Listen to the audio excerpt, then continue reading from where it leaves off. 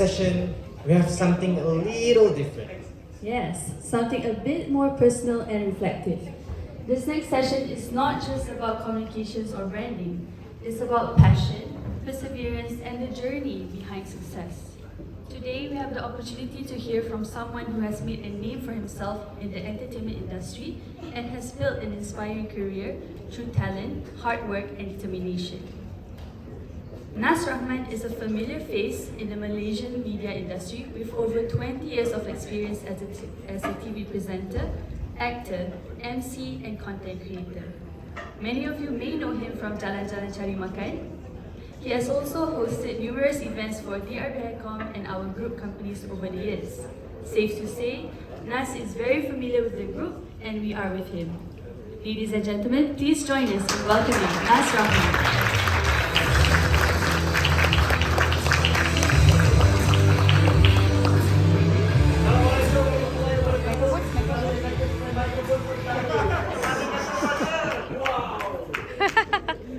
When you're with family, can you imagine? Excited itu, belum lagi ya.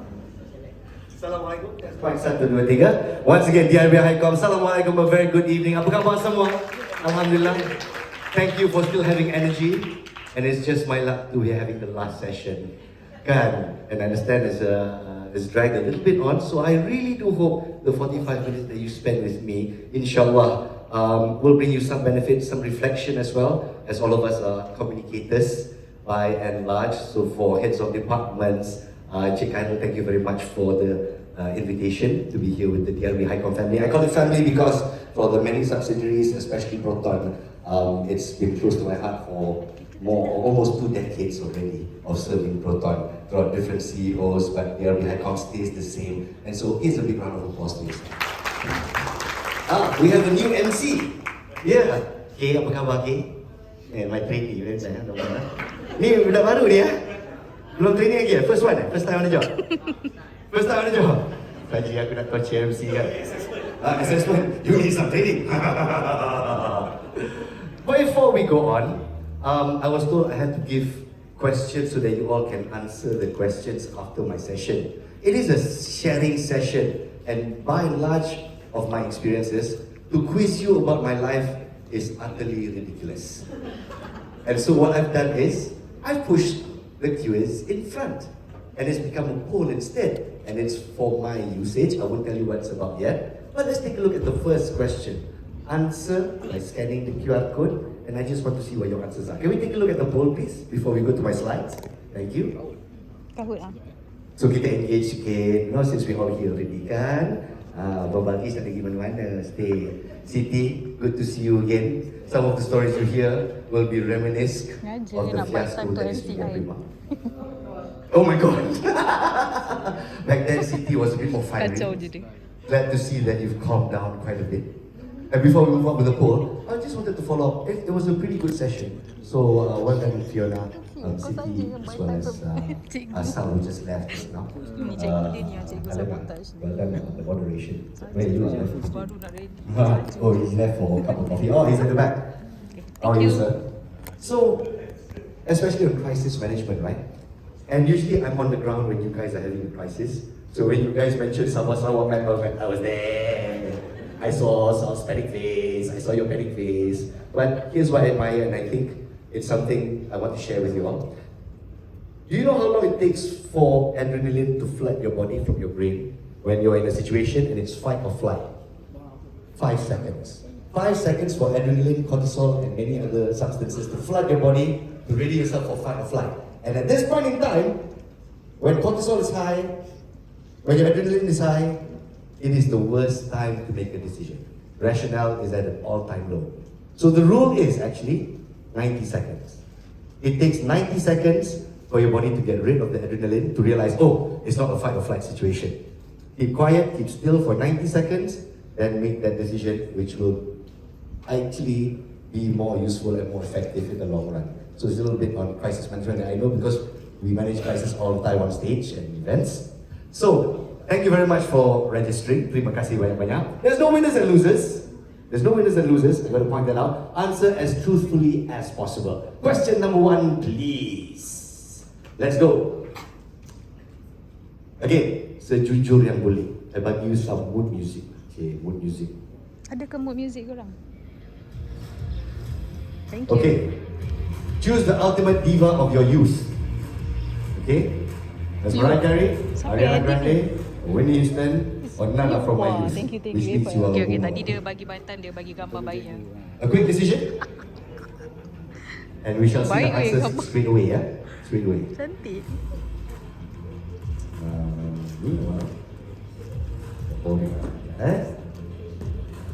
Alright, thank you very much for your answers. So, those of you who answered, 31 of you, 61% answered Mariah Carey. Can those who answered Mariah Carey clap? Clap, clap. Very good. You are millennials. 20% Ariana Grande, clap your hands. Saya dah awak Gen Z.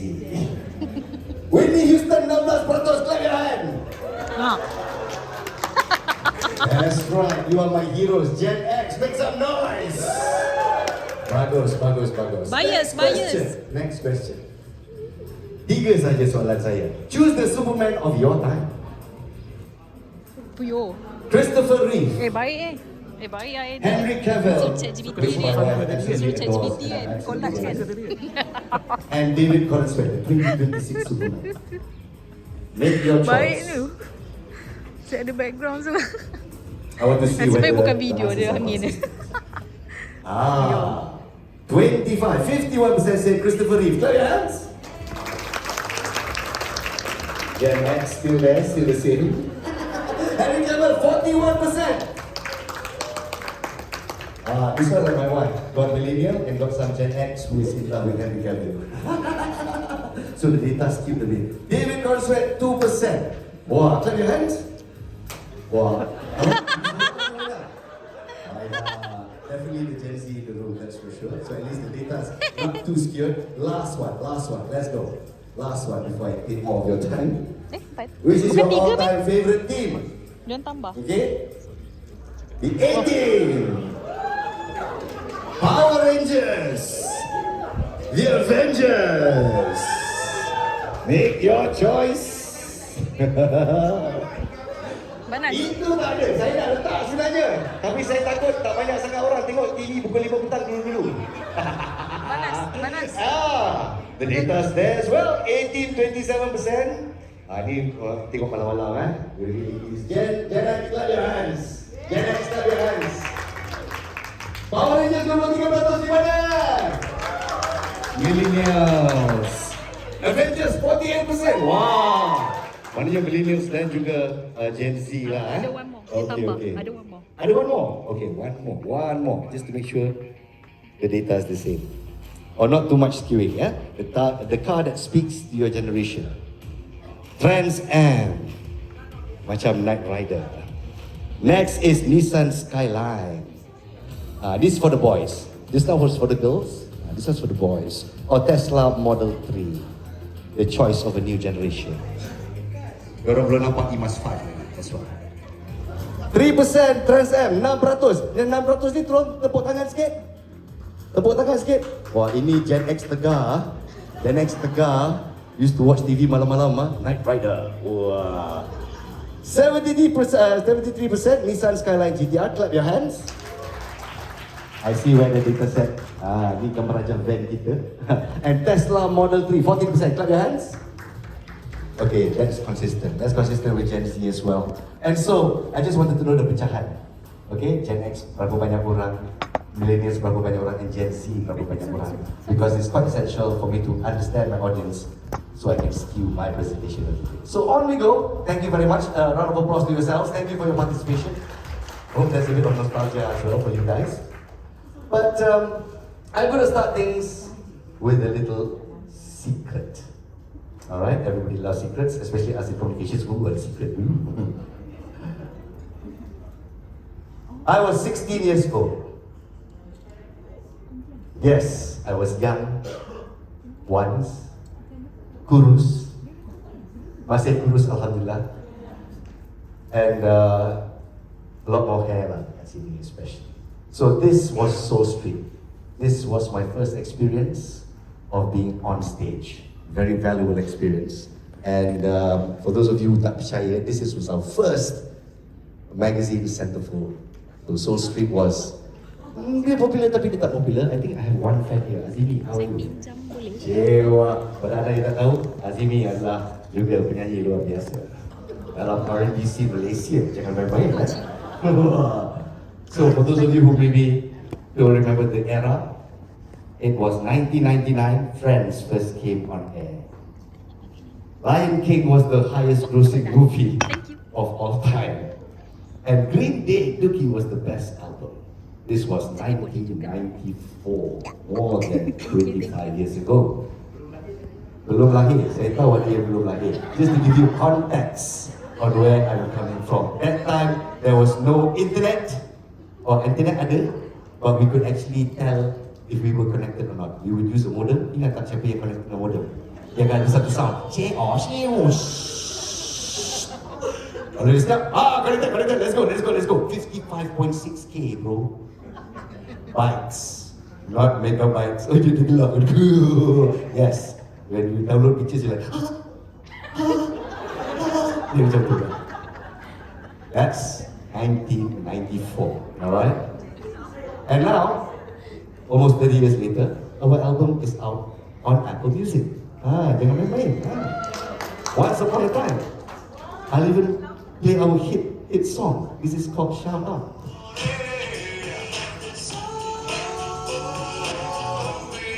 Featuring two fat, sekarang Jofrizo and Malika. So once upon a time, that was my training ground. So you can't find this one anymore. This is actually a collector's item. But that was me then, and this is me now. This was actually a reunion. When semua dah tua sikit, and fans wanted us to do a little showcase. So we came together before the pandemic.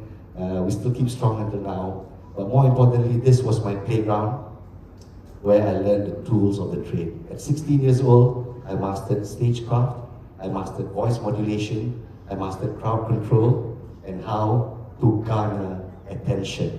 And this is the first step to understanding Nazruddin Rahman, where he was, where he is, and where inshallah he will be going. And I share the stories with you, inshallah. Hopefully, some of these stories will resonate with you as well, as communicators.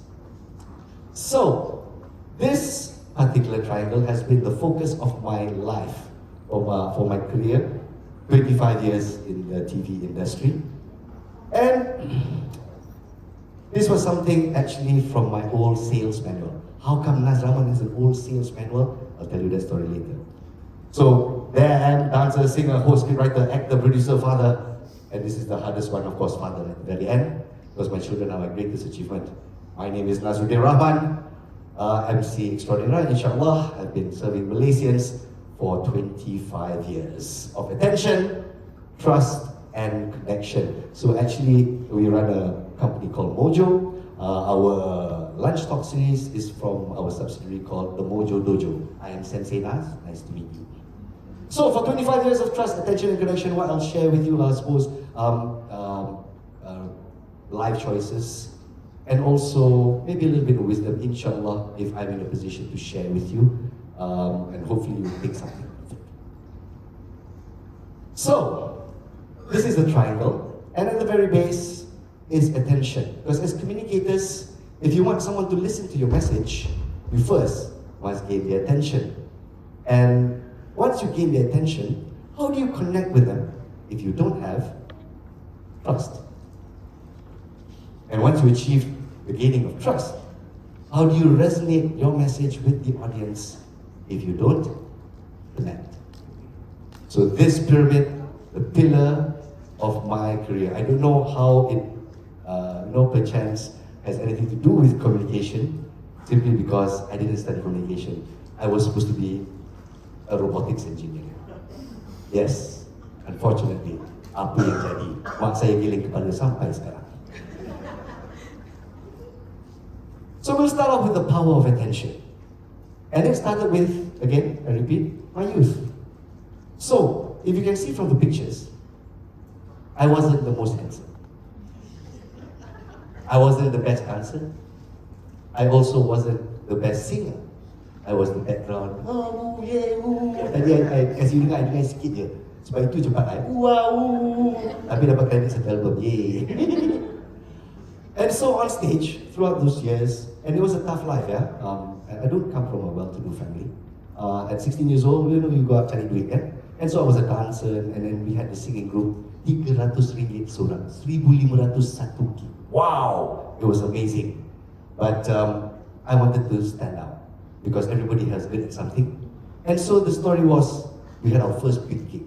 And our first big gig, nobody knew us, kan? So tengah naik stage, can you imagine? One guy in the crowd, "Hey, siapa dong ni, sir?" Oh my God, that's bad for your confidence, right? So dah naik tu, so kononnya our lead singer nak ambil the lead lah, kan?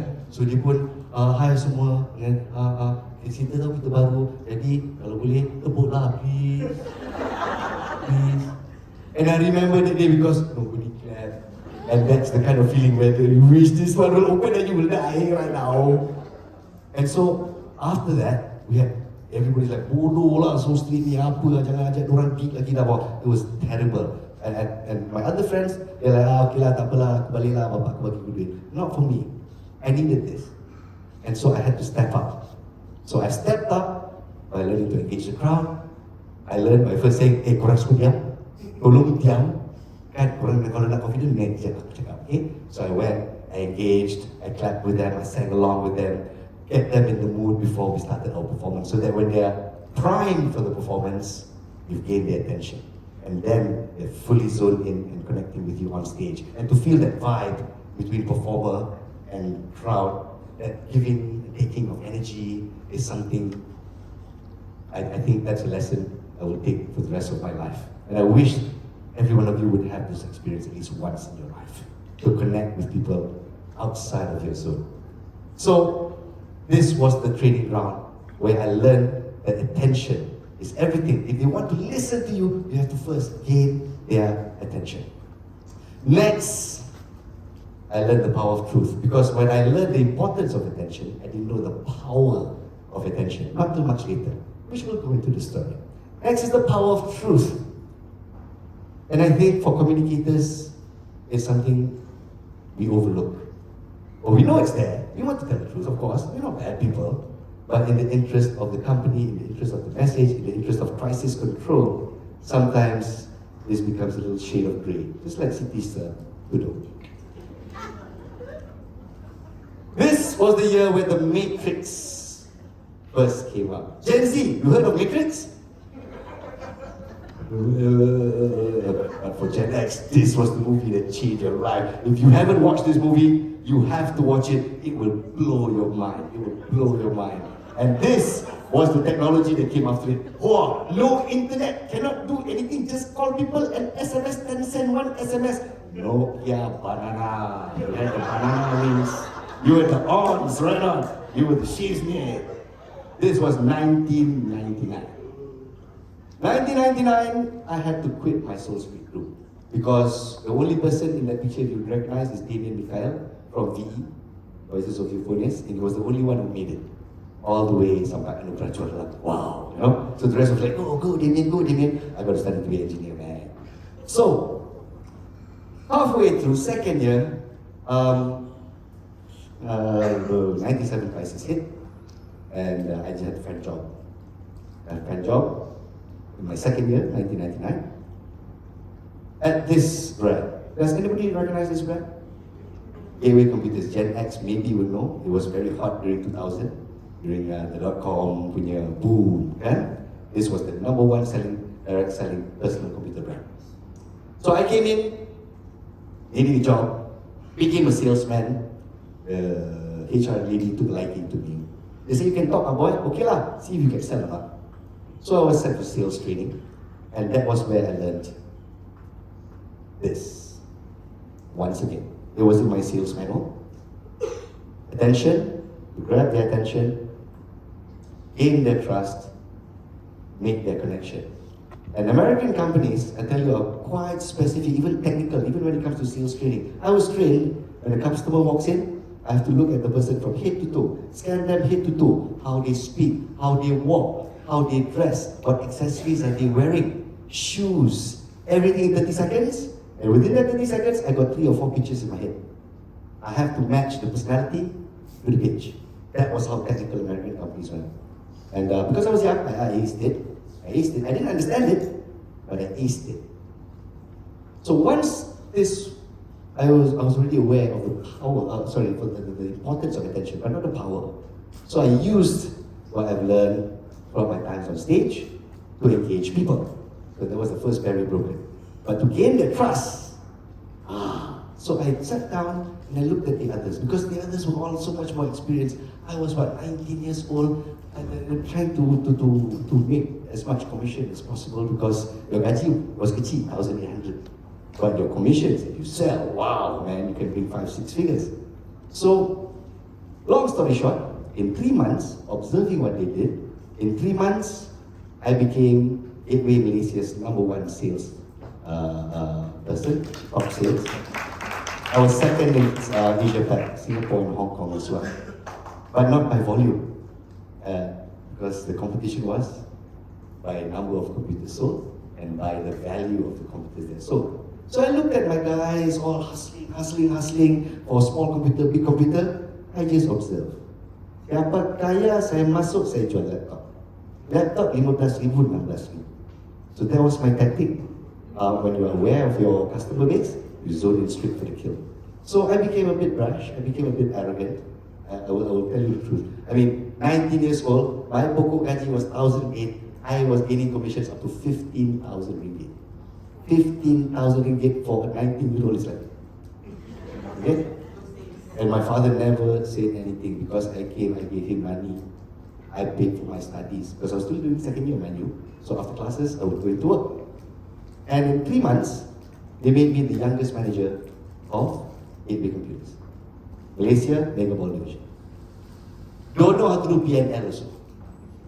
But learned, sat down, hunkered down, learned from others, and quite honestly, the secret that I finally realized, why is it that my top sales? Because I wasn't even trying hard. I saw them hustle here, hustle there. I wasn't even trying hard. And the secret was truth. When people come up to me, hey, but this computer better, this computer nicer, this one is smaller, this one cheaper. So I was the first salesman that people met. Oh, it's cheaper, then you should go buy that. Yeah, Even my other salesmen, hey, kau gila ke kan? Close the sale. Kalau tak upsell, downsell lah kat dia. No, that's not telling him the truth. That's not what he wants. And so I forego the commission now in the hopes for a later referral. And Alhamdulillah, because I was truthful, people started coming to my shop. Started coming, hey, this is the guy I told you about lah. Oh, betul. Hey, problem ni. Oh, configuration ni tak betul. Tak boleh buat macam ni. So I became free advice. When I became free advice, I found that they trusted my advice. Even, and especially trusted me because, hey, kat sini Dewi tak ada lah, kau pergi kat Compact, kau pergi. That's when the trust really came in. You know, this guy's the real deal. And then they brought their friends. Hey, kawan aku nak beli komputer lah. And I was just selling like that, just open. Kau nak satu? Oh, sama, okay. Kau nak satu? Okay, sama. By reputation of trust alone, I became Malaysia's top sales. To realize the power of trust, because this was a different story, blah. Okay? This blue van changed my life. Because at that point, when you're top sales of Malaysia, you're 19 years old, you become brash and arrogant. If you met me back then, I think you wouldn't like me very much. So, it so happened that I met the owner of this van in my shop. Dia masuk, dia pakai baju kedah dengan tudung macam Siti ni, tudung dia wrap. Yes. And it's a good ending, trust me. With a kain, and she had a money belt. You don't have a money belt. Chelsea, do you know what a money belt is? Okay, thank God, you have a grandmother who has one of these, maybe. I don't know. But it was the biggest money belt she got. It was one of those old ones yang ada besi yang kena hook macam tu. She came into the store, and immediately, of course, my salesman sat over. Old lady, looking impressed. Oh, nice. Slice her neck for money. Let's go. I was like that. Sales is ruthless. So she comes in. I give her my pitch. She loves it. Said, why you coming to this store of all the other stores? Oh, ni lah kedai paling besar cantik. Sebab anak makcik baru masuk universiti, multimedia. At that time, multimedia means the most expensive computer you can get. So terus, yes, okay makcik anak makcik buat apa? So I was speaking to her, introducing to her just to get a gauge of how I can pitch. But as I was showing her the prices, I see her face jatuh. So of course, the next step in the manual is, how much is your budget? I did not expect her to open her money belt and she take out rubber band, some crumpled steel, and she smelled of nasi lemak. Macam, oh, makcik kerja apa? Oh, betul makcik. Apa tu jual nasi lemak dekat makcik Kongkol.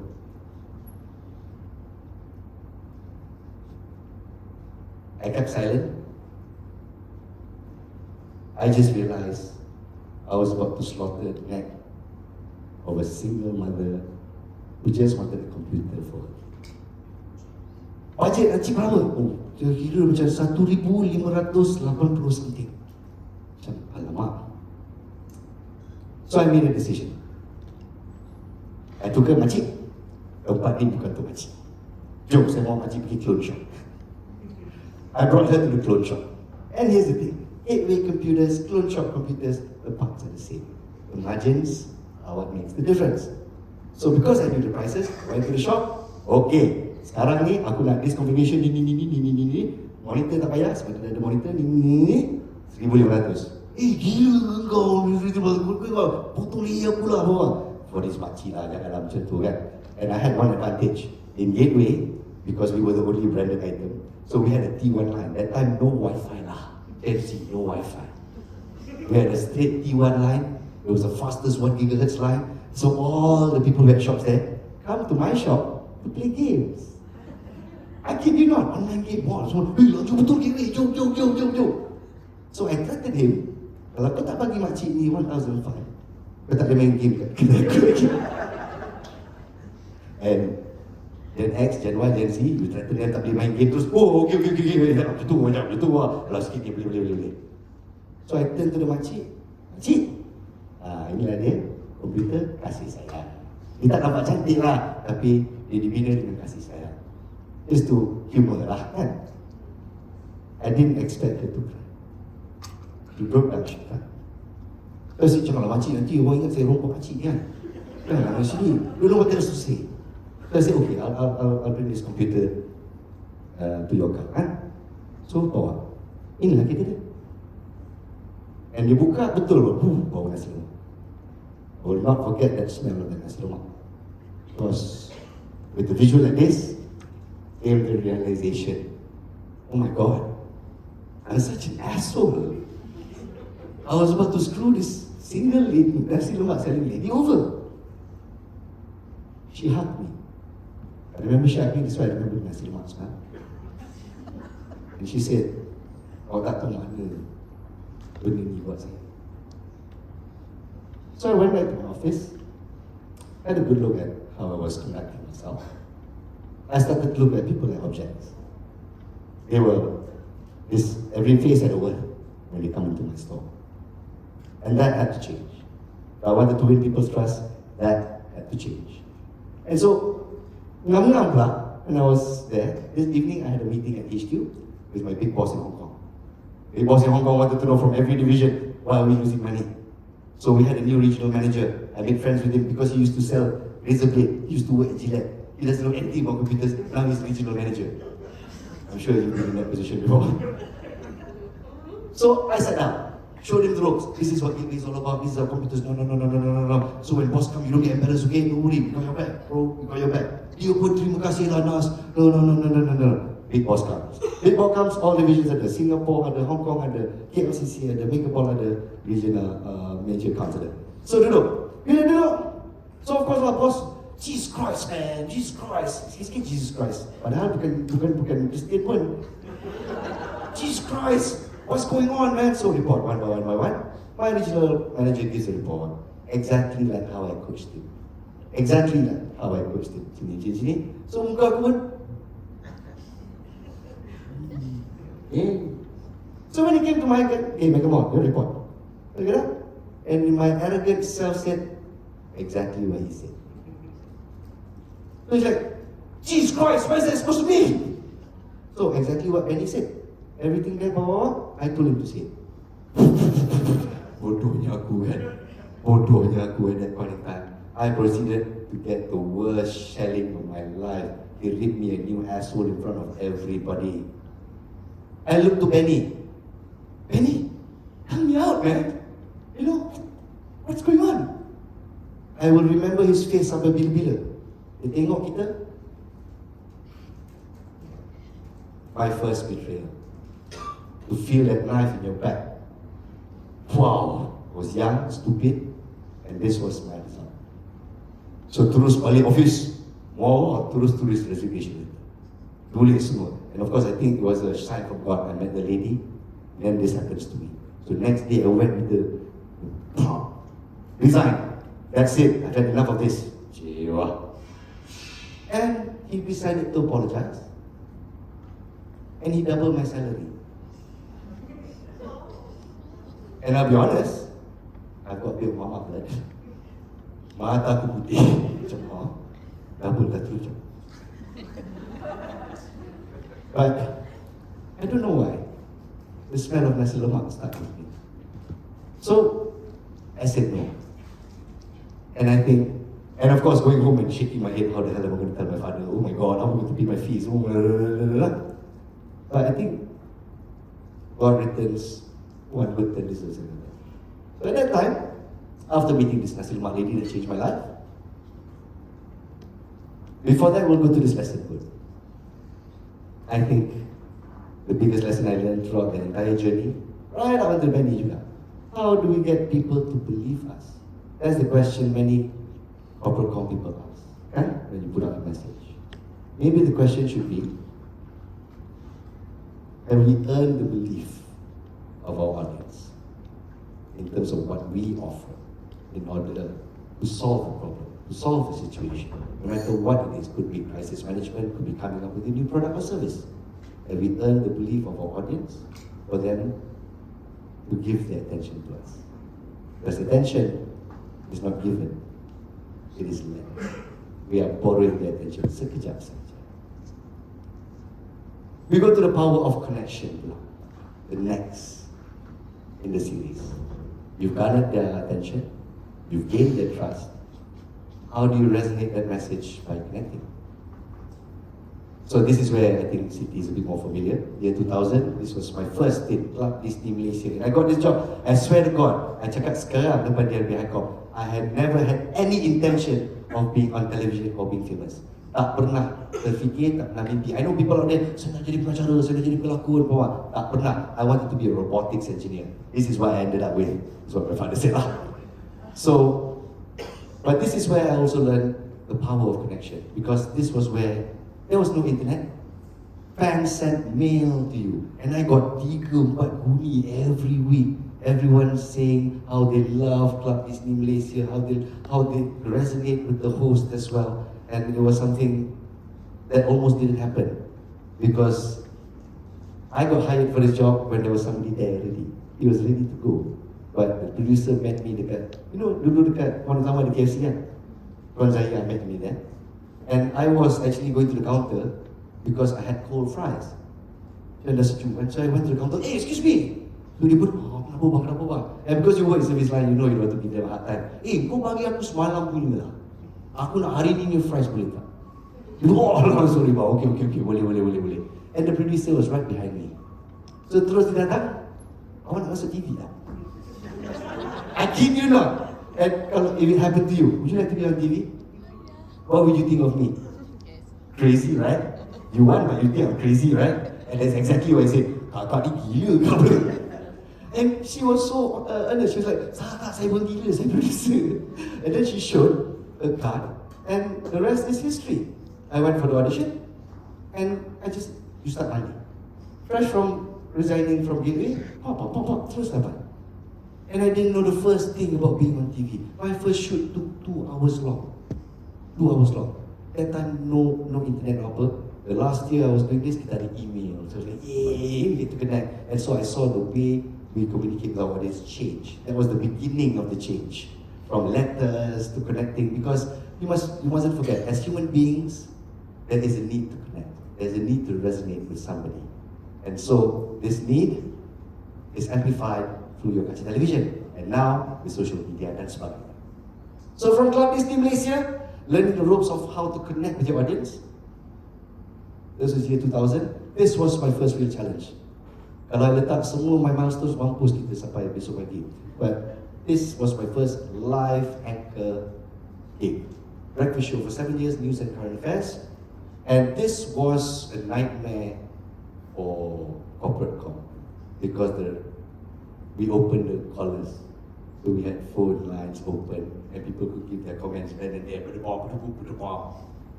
We had Facebook. Facebook at this time this was what year? 2006. Facebook was 2002. So 4 years into Facebook, and we were the first to get into it. We started getting the comments and so on and so forth. But the challenge here was to respond in real time. And most of the time, Corporate.com doesn't even hear about it because it's so fast. It's live TV, kan? It happens then and there. You solve it then and there. And as far as person, kalau tak ada problem, jangan cakap. Kalau ada problem, kita hide dulu. That was the thing back then.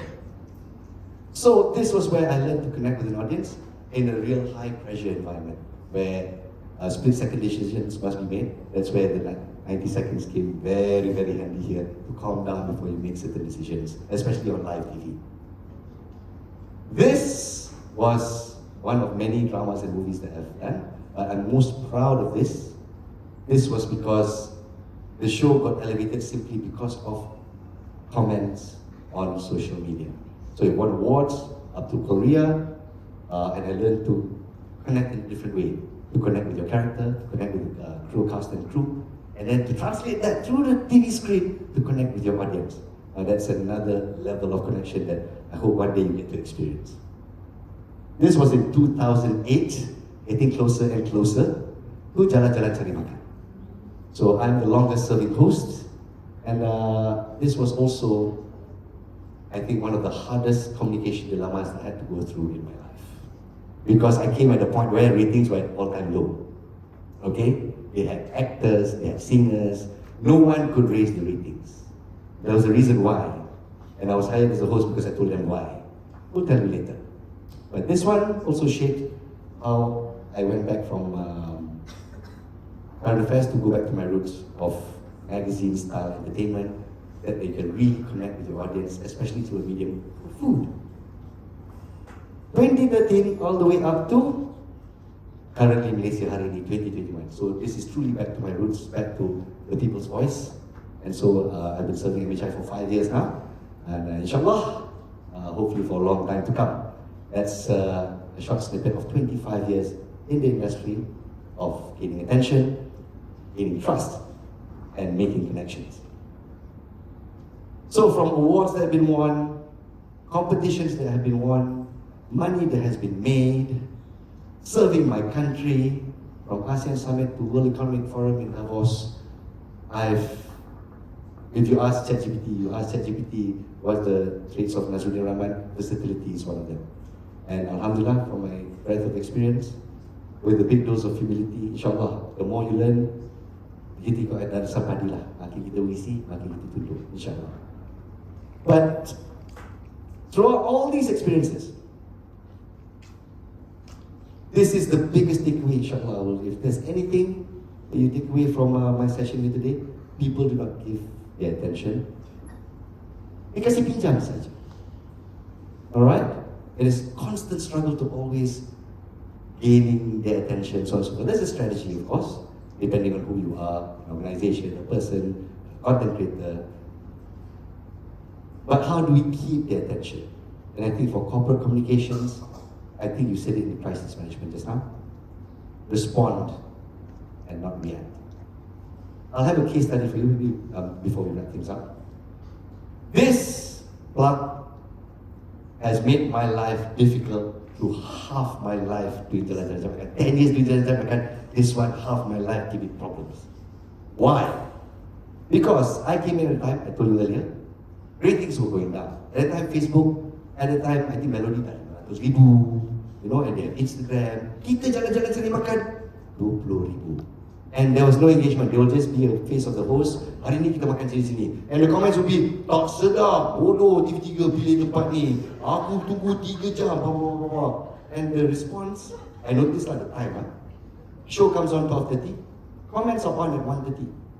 That means dia tengok, wow, sedapnya. Dia pergi, Pak, tak sedap, Pak. Dia komen kat sana juga. That is the reality of today, betul? And so, the strategy of TV3 at the time, I think dia belum join lagi. You know what they did? Dia diam je, nanti dia lupa. It's there for the rest of your life. And dia boleh cakap kat aku, shh, nanti dia lupa, tak apa, diam je. Host ni bodoh, host tu bodoh, ni.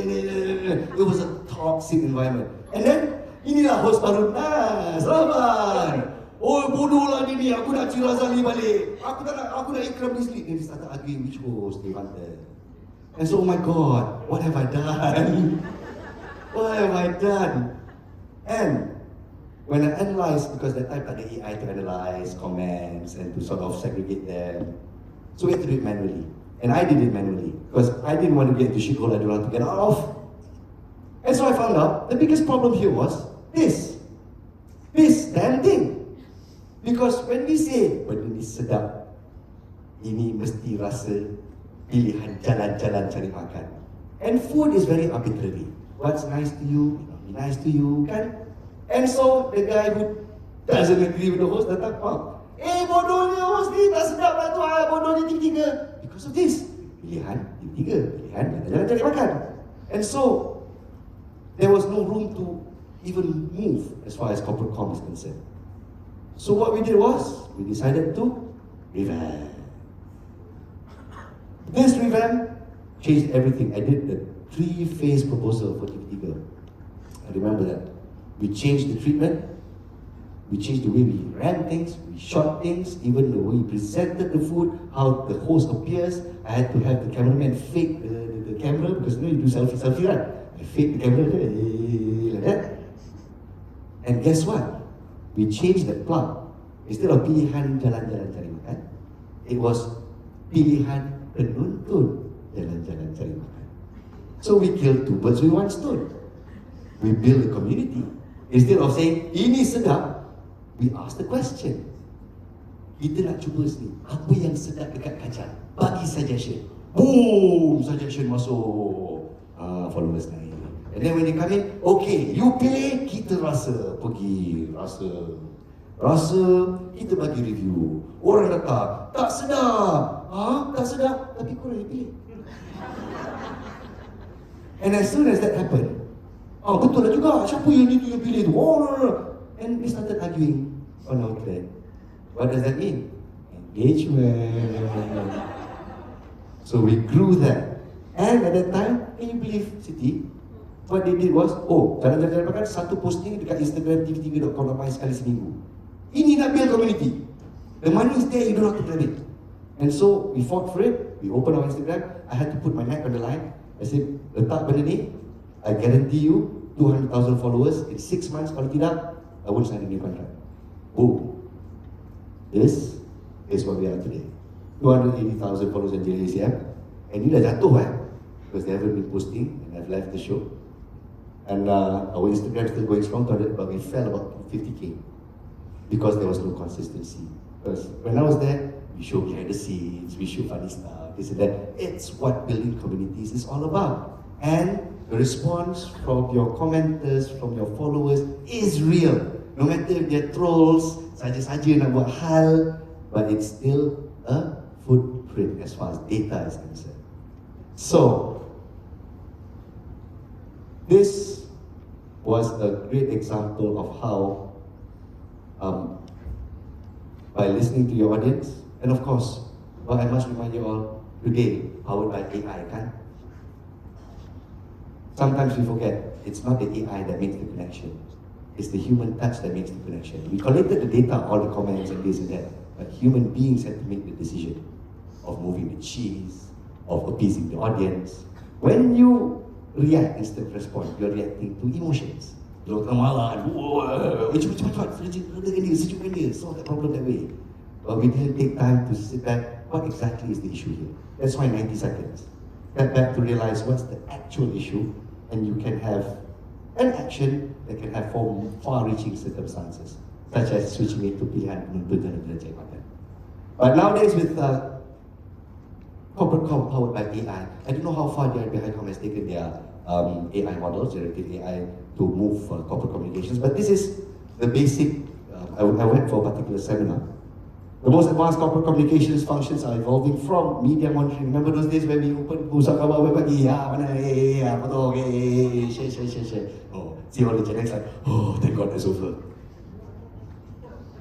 Social listening. So when social media came over, of course we had to be savvy, we had to be up with times, and we started to listen, as in what the comments are. So from the media monitoring of yesteryear, where what are they saying about us? Social listening started going towards why are they saying this about us? Reputational intelligence is coming now with AI, where they start to realize that they can segregate comments from AI. Let's say you collate all the comments for Proton, for example, from all social media platforms. You can search, you can take a look, 40% don't like this, 30% like this. AI can do that now. The future of corporate communications with AI is this: predictive reputation management. AI can predict how your customers will respond if you do this. You feed it with enough information, you feed it enough case studies, DRB-HICOM makes enough mistakes to enter the data here, and it will predict. And Media Prima employs this to a certain degree, not the full predictive, but they manage to collate data and make quick decisions that change the course of things. I'll have a case study for that as well. So traditionally, what was said about us?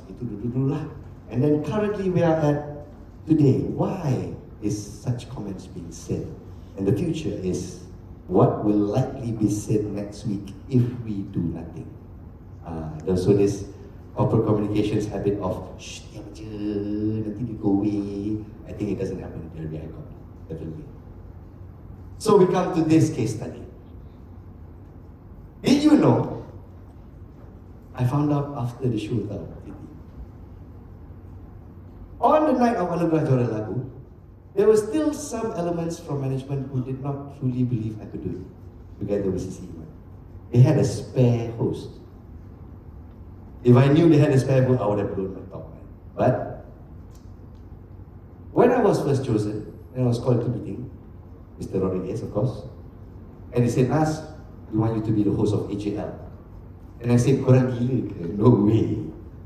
And I thought I was joking, but I wasn't. For the past 10 years, ratings have been falling. You know this, right? Ratings have been falling. They don't understand why. And so, when they analyzed the data, they decided something new had to be done. And so, they decided we're going to go all nostalgic, back to the way TV3 used to be, bergaya, ada presence, and of course it was all about the music and about the composers. No more pelawak, pelakon. So I didn't know that, so I said, aku bukan Risata, I'm definitely not sharing like that. You know, I'm not one to make crass jokes on stage. I'm not the market you're looking for. But when they explained this is where we want to go, so I gave them two conditions.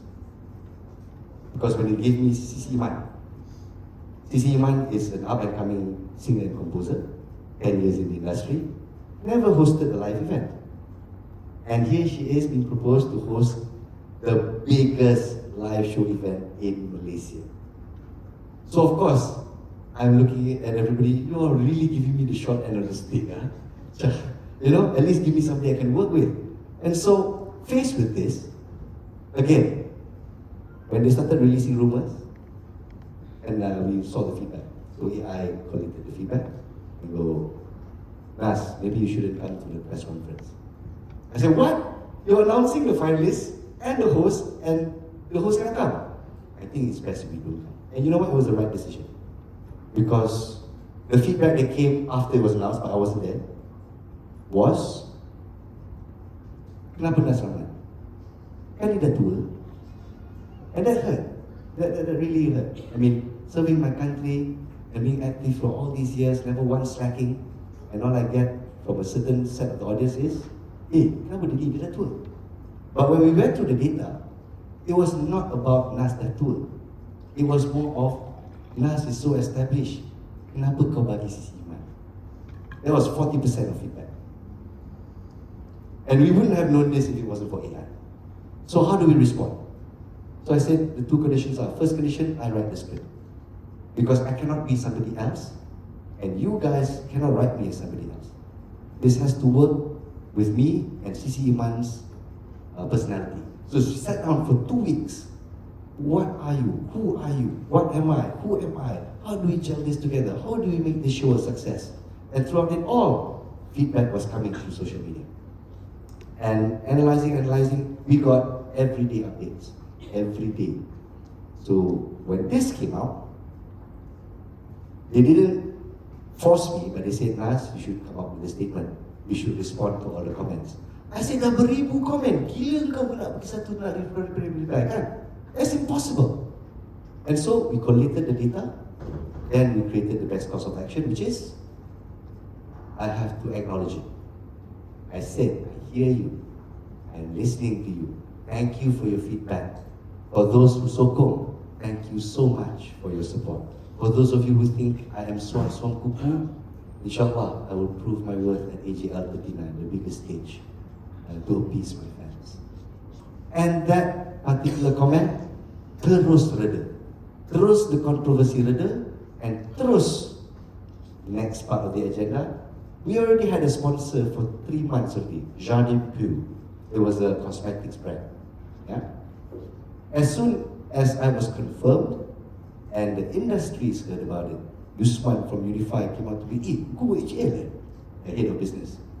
Dia cakap, tahun ni aku tak tahu kenapa aku tak kelakar kan? Tapi kau okey, kau ada kelas ni. Ada room ya? Room untuk apa? Untuk sponsor ke apa?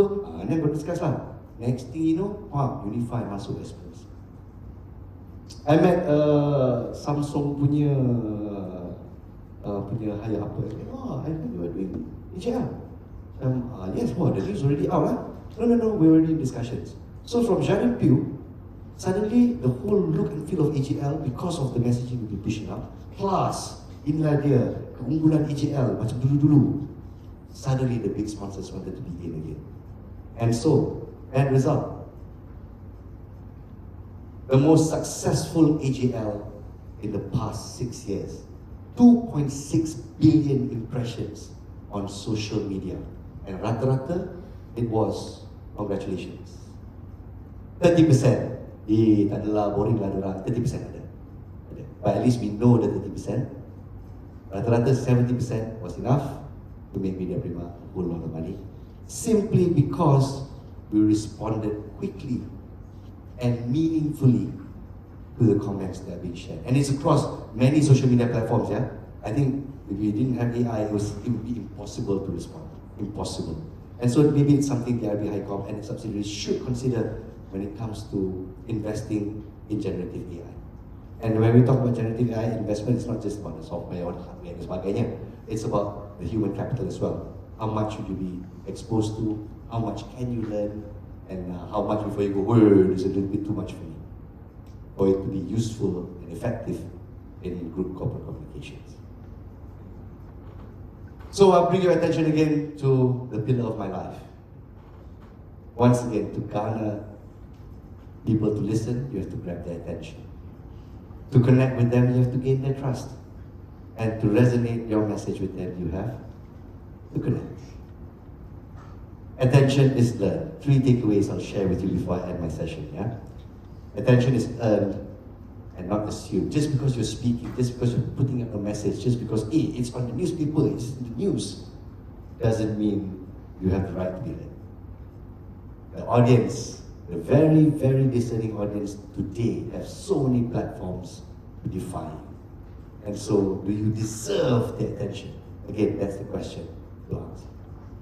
Next, trust is built long before a crisis. Okay, I have a quick, very, very quick case study to entrust this. 25 years in the industry, and a few years ago, I was very angry. and I made my anger shown on social media. Very, very outside my character. I don't know how many of you remember the toughest tragedy in Datuk Kramat. That happened before the pandemic. The 24 toughest children died in that fire. And I remember looking at the news where my friends were telling me, budak kita dekat sana. And when asked the question, kenapa tiada piawaian keselamatan? Di mana fire extinguisher? Di mana fire escape dan sebagainya? It's an asrama. Why doesn't it have this? And the answer of the mudir was, yang penting kita doakan mereka yang syahid. As someone who cares deeply about Hafiz and how hard it is for one generation to come up with an Al-Hafiz, I thought it was a cop-out answer. And before I was thinking, just one angle lah, I didn't wait 90 seconds lah. I thought, jawapan bangsat apa ni? Okay? It was a bangsat answer, as far as I was concerned. But obviously, it's not something you type, especially from Nazmir Rahman, the darling, the apple of the eye of media Prima TV3. And so, I got a huge backlash. People wanted to kill me, people wanted to burn my house, burn my family there. You know what it's like. Kurang ajar awak cakap mudir macam tu. Saya cakap bukan mudir tu yang bangsat, saya jawapan tu yang bangsat. Kita nak tahu kenapa. And so messaging was lost just because of anger. Just because I didn't wait the 90 seconds. But what saved me was my connection. I've been speaking truth throughout my career, and I never thought that would save me in the end. Because this is the kind of thing that gets you cancelled. That's it, you won't work this time again.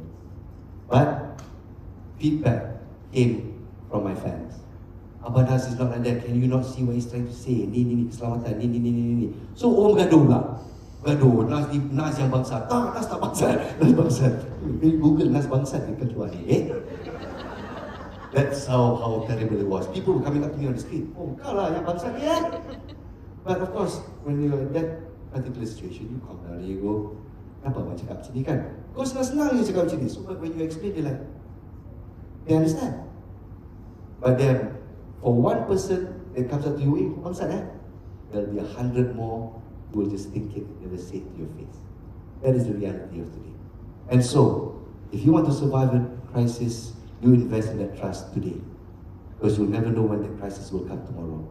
And when that crisis comes, and that crisis will come, as sure as you are corporate communications, when it comes, trust will be your guiding light. When Sal said quickly you came up to apologize about the Sarawak Sabah map, that I think was a very brilliant move. Because you were already having the trust, Proton was on the way up. And if you had handled that wrongly, it would have eroded so much goodwill. I don't know how much in terms of value lah, and I leave it to the corporate com people. But that is how valuable it is. My final takeaway. AI amplifies communication, but only humanity creates connection. As the case study I shared with Anugrah Lagu, we had to respond with AI collating everything, but human beings had to make that call. And in that moment of high pressure, with all that data, it will make your decision making that much easier, that much more effective in order to respond in real time. And so I leave you with this. It's about understanding people. I think everybody here knows this. You're all communications practitioners. When people trust you, they listen. When they listen, they will connect. When they connect, they will remember. And so remember today's Communications Huddle 2026. With that, Assalamualaikum warahmatullahi wabarakatuh. Thank you very much for your time. Thank you, Nas, for such an inspiring and heartfelt sharing. I'm so sorry I ran by 10 minutes. Will I get punished? No. Okay, please punish me. Okay, I'm sure everyone enjoyed hearing your journey and the valuable lessons you shared. Nas, may I request you to stay on stage? Now I would like to invite Cik Khairil to come forward to present a token of appreciation.